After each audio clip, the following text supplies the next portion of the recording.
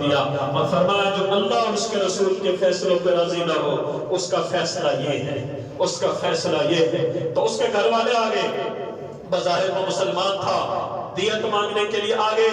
اللہ نے جو قرآن پاک میں آیات اتاری نا، ہائے ہائے، کیا اللہ نے ان آیات میں اپنے نبی کی شان کو بیان فرمایا ہے۔ فلا وربک لا یؤمنون حتی یحکموک فیما شجر بینہم ثم لا یجدوا فی انفسہم حرجا مما قضیت ویسلموا تسلیما۔ اللہ تو ساری کائنات کا اللہ ہے نا، وہ ساری کائنات کا رب ہے، میرا رب ہے، آپ کا رب ہے، مشرق والوں کا رب ہے، مغرب والوں کا رب ہے، شمال کا رب ہے، جنوب کا رب ہے، سمندر کی غاروں میں تہوں میں چھپنے والوں کا رب ہے، مچھلیوں کا رب ہے، جانوروں کا رب ہے۔ آپ کیا کہتے ہیں ہر نماز کی ہر رکعت میں سورۃ فاتحہ پڑھتے ہیں نا، اس میں کیا کہتے ہیں؟ الحمدللہ رب العالمین، تمام تعریفیں اس اللہ کے لیے ہے جو تمام جہانوں کا پالنے والا ہے، جو تمام جہانوں کا پالنے والا ہے۔ تو میرا رب تو ساری دنیا کا رب ہے، لیکن اس آیت میں اللہ کیا کہہ رہے ہیں؟ فلا وربک۔ ایک مثال دیتا ہوں سمجھانے کے لیے، وہ مثال یہاں کی نہیں ہے لیکن سمجھانے کے لیے۔ جیسے ایک باپ کے 5 بیٹے ہوں، فرض کر لو، تو وہ ایک بیٹے کو خاص کر کے کہتا ہے مجھے تیرے ابا کی قسم، حالانکہ وہ ساروں کا ابا ہے، 5 کے 5 بچوں کا وہ باپ ہے، لیکن وہ ایک کو خاص کر کے کہہ رہا ہے کیونکہ اس سے لاڈ زیادہ ہے، کیونکہ اس سے پیار زیادہ ہے۔ اسی طرح اللہ کہہ رہا ہے فلا وربک، یا رسول اللہ مجھے آپ کے رب کی قسم، یعنی اپنا اور نبی کا اظہار تعلق اللہ ظاہر کر رہا ہے کہ میرا اور میرے نبی کا کتنا تعلق ہے۔ یا رسول اللہ مجھے آپ کے رب کی قسم، اللہ یوں کہتا مجھے میری ذات کی قسم، میرے جلال کی قسم۔ اللہ نے اپنے آپ کو آپ کا ہونا ظاہر فرمایا، مجھے آپ کے رب کی قسم ہے۔ جواب قسم کیا ہے؟ لا یؤمنون حتی یحکموک فیما شجر بینہم۔ یا رسول اللہ جب تک یہ لوگ آپ کی غلامی میں نہیں آئیں گے نا، کما حقہ، مجھے ان کے ایمان کی کوئی ضرورت نہیں ہے، مجھے آپ کی غلامی کی ضرورت ہے۔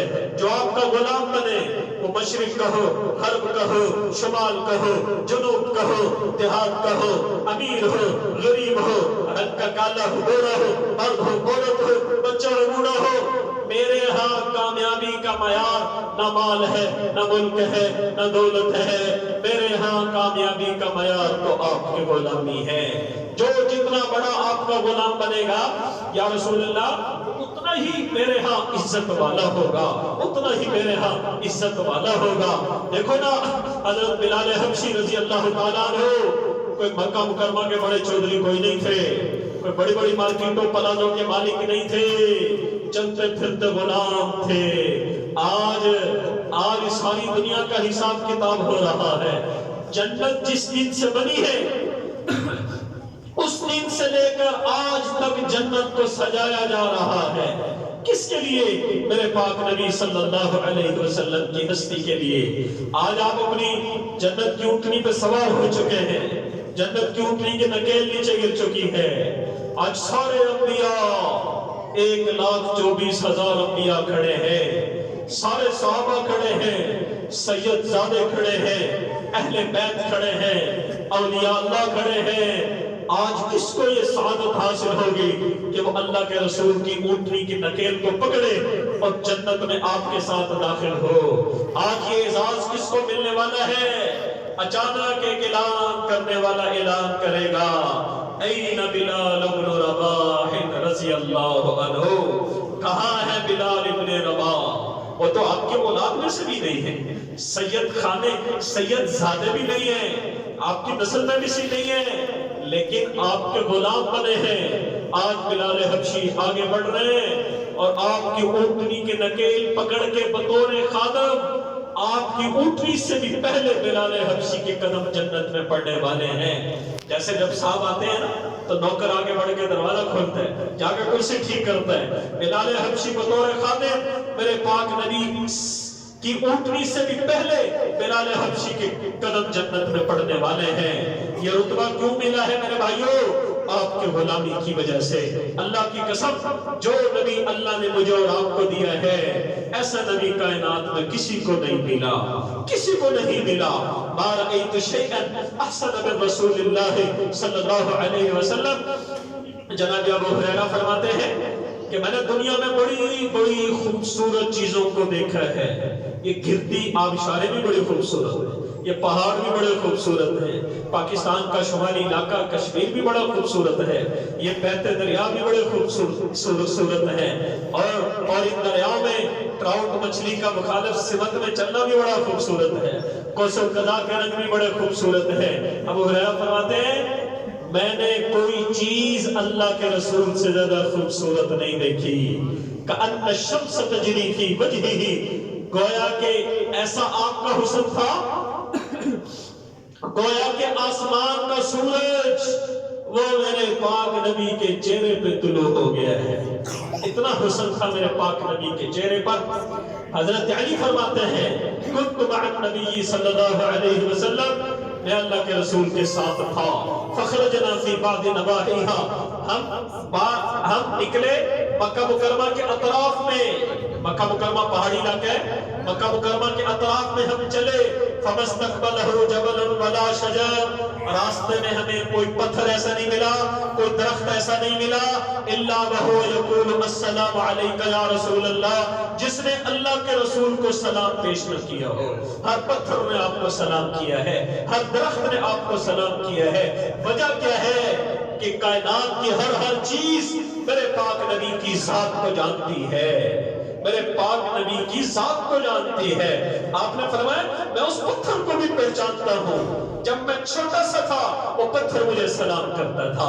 حضرت عباس جب مسلمان ہوئے نا، فرمایا بھتیجے پتہ ہے میں کیوں مسلمان ہوا ہوں؟ عرض کیا چچا جان آپ ہی بتا دیں کیوں مسلمان ہوئے؟ فرمایا جب آپ چھوٹے سے تھے نا، اپنے پنگھوڑے میں چارپائی میں ہوتے تھے، میں دیکھتا تھا آپ کی انگلی کے اشارے سے چاند ادھر ادھر ہوتا تھا۔ چچا جان چاند کو اللہ نے میرا کھلونا بنا دیا تھا، چاند مجھ سے باتیں کرتا تھا۔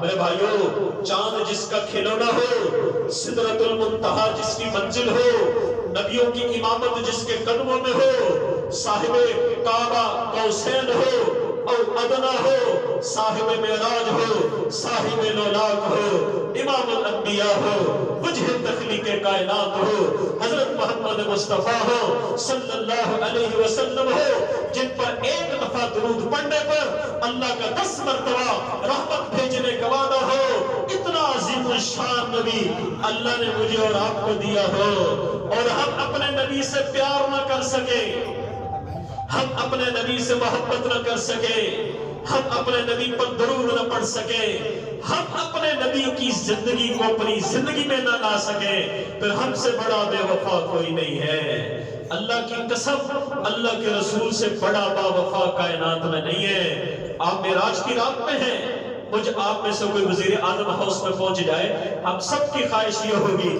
میرے بیٹے کی نوکری لگ جائے، میرے بھتیجے کی نوکری لگ جائے، میرا بھانجے کی جو ہے وہ پوسٹنگ ہو جائے، یہ ہو جائے وہ ہو جائے۔ ہم سارا کچھ اپنے لیے مانگتے ہیں، اللہ کے رسول آج اللہ کے دربار میں ہے۔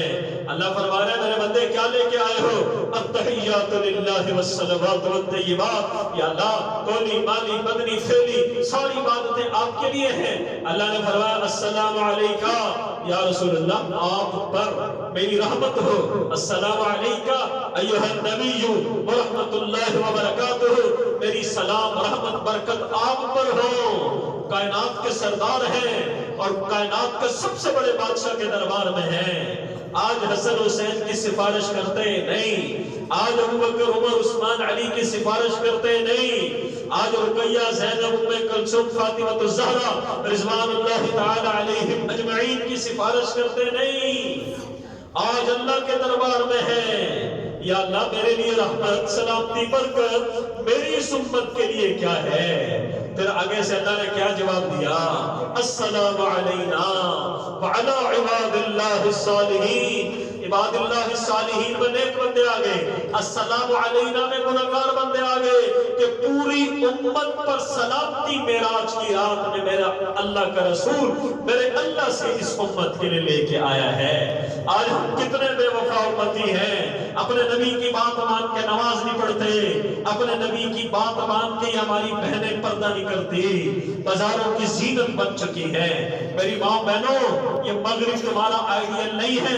امہات المومنین، ازواج الصحابہ، بنات الصحابہ، صحابہ کی بیٹیاں، صحابہ کی بیویاں آپ کا نمونہ ہے۔ سیدہ فاطمہ الزہرا کا انتقال ہونے لگا، جناب علی سفر میں تھے، اپنی باندی کو کہا میں مر رہی ہوں، جب علی آ جائے ان کو کہنا میرا جنازہ رات کی تنہائی میں اٹھانا، کہ زندگی بھر فاطمہ کے چہرے پر کسی غیر محرم مرد کی نگاہ نہیں پڑی، فاطمہ نہیں چاہتی کہ اس کے کفن پر بھی کسی غیر محرم کی نگاہ پڑ جائے۔ میری ماں بہنوں، تم ان کی بیٹیاں ہو، تم ان کی بیٹیاں ہو۔ یہ آزادی کا سبق کس نے پڑھا دیا؟ آزادی کا سبق کس نے پڑھا دیا؟ عبداللہ ابن ام مکتوم نابینا صحابی ہیں، وہ تشریف لائے آگے اللہ کے پاک نبی کی ہماری مائیں وہ تشریف فرما تھی۔ آپ نے اپنی بیویوں کو کہا، ہماری ماں کو کہا پردہ کر لو۔ ایک نے کہا یا رسول اللہ وہ نابینا ہے، آپ نے فرمایا وہ نابینا ہے، تم تو نابینا نہیں ہونا۔ یہ وہ ابن ام مکتوم ہے جن کے لیے عبس و تولا ان جاءہ الاعمى وما يدريك لعله يزكى او يذكر فتنفعه الذكرى اما من استغنى فانت له تصدى وما عليك الا يزكى واما من جاءك يسعى وهو يخشى فانت عنه تلهى كلا انها تذكرة فمن شاء ذكر في صحف مكرمة مرفوعة مطهرة بأيدي سفرة كرام بررة۔ یہ آیات جن کی شان میں نازل ہوئی ہیں، یہ وہ ابن ام مکتوم ہے۔ میری بہنوں بتاؤ، دنیا کے پاک باز مردوں کو دنیا کی پاک باز عورتوں سے پردے کا کہا جا رہا ہے، تو پھر آج کی بچی کا ایئر بس بننا کیسے جائز ہوگا؟ ایئر ہوسٹس بن کے ہزاروں ہوسناک نگاہوں کا ذریعہ بننا یہ کیسے جائز ہوگا؟ مارکیٹ میں نکلنا، بال بکھیرنا یہ کیسے جائز ہوگا؟ عورت عربی زبان میں کہتے ہی پردے کی چیز کو ہے۔ جب عورت پردے میں نہ رہے وہ عورت نہیں بنتی۔ ہمارے حضرت فرمایا کرتے ہیں وہ چڑیل بن جاتی ہے، وہ نائب بن جاتی ہے، کیونکہ وہ پردے سے باہر آ گئی ہے۔ اس لیے میری ماں بہنوں، آج کی یہ باہر کو جو زندگی ہے یہ تمہیں دھوکہ دینے کے لیے ہے بس، اور کچھ بھی نہیں ہے۔ یہ مرد و عورت کا آزادانہ اختلاط چاہتے ہیں اور بس۔ عورت کا سب سے بڑا زیور کیا ہے؟ وہ حیا ہے، حیا۔ حضرت موسیٰ علیہ السلام نے ایک کتنی کو تھپڑ مارا نا، تھپڑ مار کے وہاں سے چلے ملک مدین۔ وَلَمَّا وَرَدَ مَاءَ مَدْيَنَ، جب مدین میں پہنچ گئے تو مرد عورت جو ہے وہ ایک کنویں سے ڈول سے رسی کھینچ رہے ہیں اور ڈول کھینچ رہے ہیں، پانی کھینچ رہے ہیں۔ وہاں دو نوجوان بچیاں وہاں بیٹھی ہوئی تھی۔ حضرت موسیٰ علیہ السلام ان کے پاس چلے گئے اور قال ما خطبکما، پوچھا بھی تمہارا کیا معاملہ ہے؟